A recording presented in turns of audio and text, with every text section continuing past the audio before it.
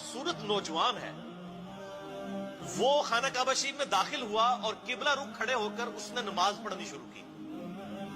इतने में एक छोटा सा बच्चा वो दौड़ता हुआ आया, वो उसकी दाईं तरफ खड़ा हो गया और उसने भी नमाज शुरू कर दी।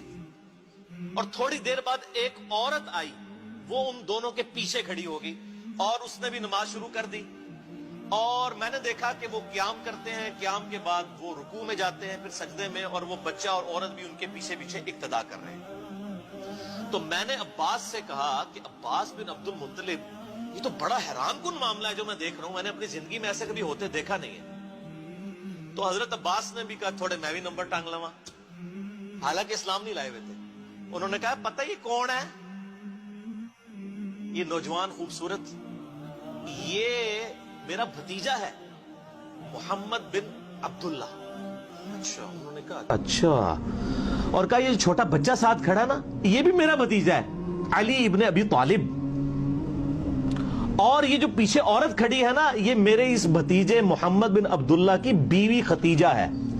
और इस वक्त रूए अर्ज पे इन तीनों के अलावा कोई भी इनके दीन का फॉलोअर नहीं है, ये तीनों ही इस दीन के ऊपर हैं।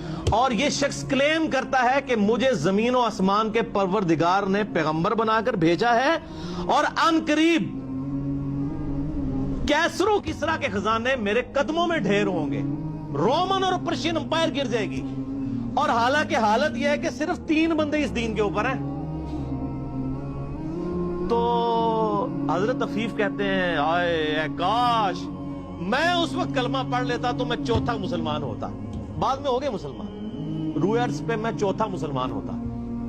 तो लेकिन इस्लाम उस वक्त उन्होंने कबूल नहीं किया। उस वक्त किसने सोचा था कि इस शख्सियत की वजह से हजारों साल की सुपर पावर्स गिरेंगी और 3 बड़े आज़मों तक विद इन 17 ईयर्स इस्लाम की दावत पहुंचेगी। वो आपने अगर देखनी है तो सर उमर सीरीज जाके देख लें, आपको पता चल जाएगा। आप आज भी बैठ के वो देख सकते हैं, रेवोल्यूशन।